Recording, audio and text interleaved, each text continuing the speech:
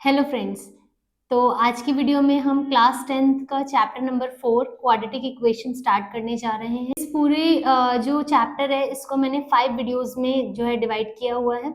आज हम उसका पार्ट 1 लेंगे जहां पर हम कॉन्सेप्ट ऑफ क्वाड्रेटिक इक्वेशन को इजीली समझने की कोशिश करते हैं।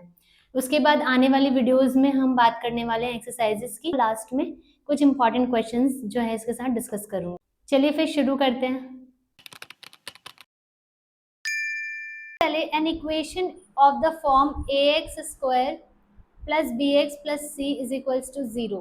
तो सबसे पहले आपको बोला हुआ है कि ये जो जनरल फॉर्म होगा वो क्या होगा, ax square plus bx plus c is equals to 0, जिसमें a b and c real numbers हैं और a को हम कभी भी 0 के इक्वल नहीं रखेंगे, क्योंकि अगर आपने a को 0 के इक्वल रखा तो ये जो x स्क्वायर वाला टर्म है ये 0 हो जाएगा, तो फिर वो क्वाड्रेटिक इक्वेशन नहीं बचेगा। इसलिए हम a को कभी भी 0 नहीं रखते हैं। ठीक है। अच्छा, इसको ये वन वेरिएबल चल रहा है अभी। वन वेरिएबल मतलब सिंगल वेरिएबल ही है, x ही है पूरे में, या तो t ही रहेगा या y ही रहेगा, ऐसे होता है। सो यहाँ पर की पॉइंट्स देखते हैं। की पॉइंट्स में क्या बोला हुआ है, जो मैंने आपको पॉलिनोमियल्स में बताया था कि जो हाईएस्ट पावर यानी कि जो डिग्री होती है क्वाड्रेटिक फॉर्म में वो क्या होती है, 2 होती है। अब यहाँ हम इक्वेशन की बात कर रहे हैं तो इक्वल्स टू में हम 0 लेके चल रहे हैं, वहाँ हम पॉलिनोमियल में एक्सप्रेशन की बात कर रहे थे तो वहाँ इक्वल्स टू हम लेकर नहीं चल रहे थे। नेक्स्ट है क्वाड्रेटिक है तो इसके 2 सोल्यूशंस होंगे, यानी 2 जीरोज होंगे, 2 रूट्स होंगे।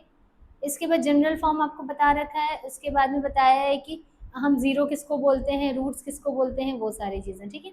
एग्जाम्पल्स देखिए, जहाँ पर भी हाईएस्ट पावर, जिस भी इक्वेशन में हाईएस्ट पावर 2 है उसी को हम क्या बोलते हैं, क्वाड्रेटिक इक्वेशन बोलते हैं। और कब नहीं बोलेंगे, देखो यहाँ पे एक्स स्क्वायर नहीं है, सिर्फ लीनियर है, एक ही पावर है।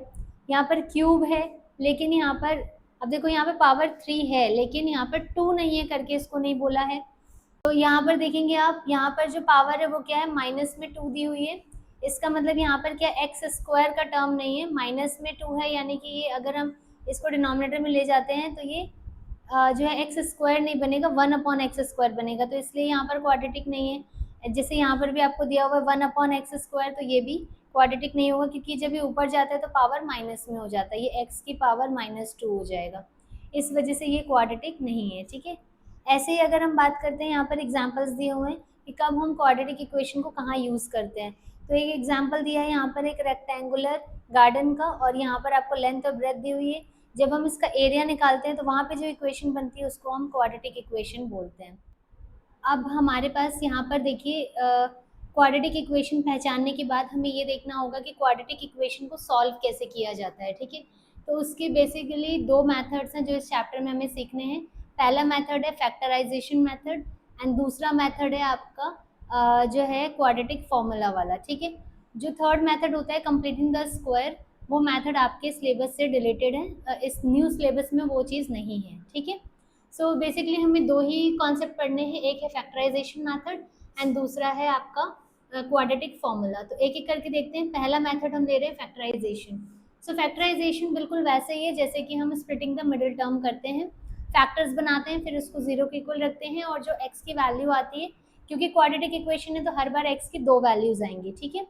सो यही यहाँ पर वही बताया हुआ है आपको कि सॉल्व करना है factoring the left hand side of the equation, जैसे जीरो प्रोडक्ट प्रॉपर्टी बोलते हैं। यहाँ पर जो बता रखा है कि a इंटू बी अगर 0 के इक्वल है तो हम एक बार या तो a को या b को 0 के इक्वल रखेंगे, या दोनों ही 0 होंगे, तभी ऐसे हो सकता है। मतलब इसमें क्या बताया है, देखो जैसे यहाँ जो फैक्टर्स निकले हैं x+2 और x+3, अगर इन दोनों को, ये जो दोनों चीज़ें देखो, a हो गया ये और ये हो गया b। ठीक है। a इंटू बी 0 कब होगा, जब या तो a 0 हो या b 0 हो, या दोनों का प्रोडक्ट 0 हो। तो यही चीज़ यहाँ बताई हुई है, इसको जीरो प्रोडक्ट प्रॉपर्टी बोला जाता है।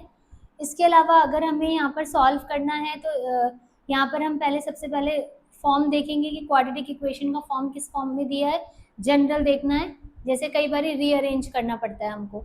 उसके बाद फैक्टराइज करना है हमें, उसके जीरो प्रोडक्ट प्रॉपर्टी लगाना है, फिर सॉल्व करना है वैल्यू ऑफ x के लिए। ठीक है। तो ये बहुत आसान है, एग्जाम्पल भी आपको दिया हुआ है और एक्सरसाइज के क्वेश्चंस भी हमें ऐसे ही सॉल्व करने हैं। इम्पॉर्टेंट पॉइंट यहाँ पर दिया हुआ है कि कंप्लीट सॉल्व करना है हमें फैक्टराइजेशन मेथड में, और इस तरीके से हमें हर बार जो है इस तरीके का फॉर्म मिलेगा, उसके बाद हम उनको जीरोस के इक्वल रखेंगे और इस तरीके से हमें एक्स की वैल्यूज़ मिल जाएंगी। तो जो सॉल्व करना है उसका मतलब ही यही है कि हमें एक्स की वैल्यूज़ चाहिए, ठीक है।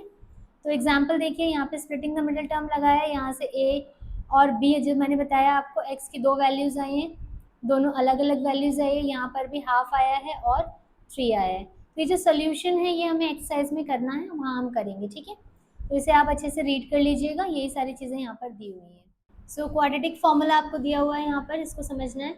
यहाँ पर देखिए एक क्वेश्चन दिया हुआ है, इस वाले इक्वेशन में आपको A B C find out करना है पहले, उसके बाद में जो बी स्क्वायर माइनस 4ac है उसको हम कैपिटल डी से डिनोट करते हैं और उसको बोला जाता है डिस्क्रिमिनेंट, ठीक है, डिस्क्रिमिनेंट बोला जाता है। और उसी से डिसाइड होता है कि हम किसी भी इक्वेशन की रूट्स निकाल सकते हैं कि नहीं। तो बेसिकली 2 कॉन्सेप्ट हैं यहाँ पर, एक हमें फाइंड आउट करना होता है कि हम नेचर ऑफ रूट्स चेक कर सकते हैं डिस्क्रिमिनेंट के थ्रू, और दूसरा क्वेश्चन होता है कि अगर वो रूट्स हैं तो हम उन्हें फाइंड आउट कैसे कर सकते हैं। तो यहाँ पर अगर मैं बात करती हूँ डी निकालने का, यानी डिस्क्रिमिनेंट निकालने का, देखो यहाँ पर लास्ट में भी आपको दिया हुआ है कि जो डी की वैल्यू है वो निकलती है बी स्क्वायर माइनस 4ac से। तो सिंपली आप क्या करोगे, बी की जगह वैल्यू रखोगे ए की जगह और सी की जगह। जब इस पूरे को हम सॉल्व कर लेंगे तो 3 केसेस हम देखते हैं, ठीक है। देखिए एग्जाम्पल से समझते हैं, हमने बी स्क्वायर माइनस 4ac की वैल्यू निकाल ली। लेट अस सपोज इसकी वैल्यू 0 से बड़ी आई, लेट अस सपोज इसकी वैल्यू आई, पूरे को सॉल्व करके आंसर आया 9। तो 9 क्या है, 0 से बड़ा है। तो जो इसके x की वैल्यूज निकलेंगी इस इक्वेशन के लिए, उसमें x की 2 अलग अलग वैल्यूज निकलेंगी, ठीक है, 2 अलग अलग वैल्यूज निकलेंगी। लेकिन अगर मान लो हमने इसे सॉल्व किया और इसका जो आंसर आया वो 0 ही आ गया, ठीक है, कई बार ऐसे होता है कैंसिल होकर 0 आ गया, तो यहाँ पे जो x की वैल्यू आएगी वो दोनों सेम आएंगी, सेम वैल्यूज आएंगी, ठीक है। और अगर हमने बी स्क्वायर माइनस 4ac से सॉल्व किया और उसका आंसर 0 से छोटा है, मान लो आंसर आता है -2 या -6, ठीक है, अगर ऐसा कोई आंसर आता है तो जाहिर सी बात है हम इस केस में रूट्स निकालेंगे ही नहीं, हम इसमें x की वैल्यू निकालेंगे ही नहीं, सिर्फ और सिर्फ ये बोलेंगे कि नो रियल रूट्स एग्जिस्ट या नो रूट्स एग्जिस्ट, ये लिख देंगे, ठीक है।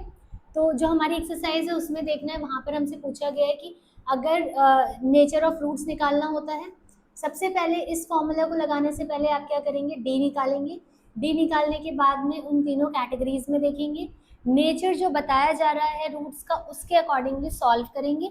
सॉल्व करने के लिए हम यूज़ करेंगे अपना क्वाड्रेटिक फॉर्मूला, ठीक है। तो ये वाला, तो यही स्टेप्स होंगे। सबसे पहले हम डी निकालेंगे, डी की वैल्यू 0 से बड़ी आती है तो हमें पता चल जाएगा 2 अलग अलग रूट्स हैं, और ये जो रूट्स होंगे ये रियल होंगे और अनइक्वल होंगे, मतलब सेम नहीं होंगे। जैसे एग्जांपल में देखो 2 और 3 दिया हुआ है, ऐसे ही अगर डी निकाला और उसकी वैल्यू 0 आ गई है तो हम समझ जाएंगे कि दोनों इक्वल रूट्स हैं और ये रियल भी हैं।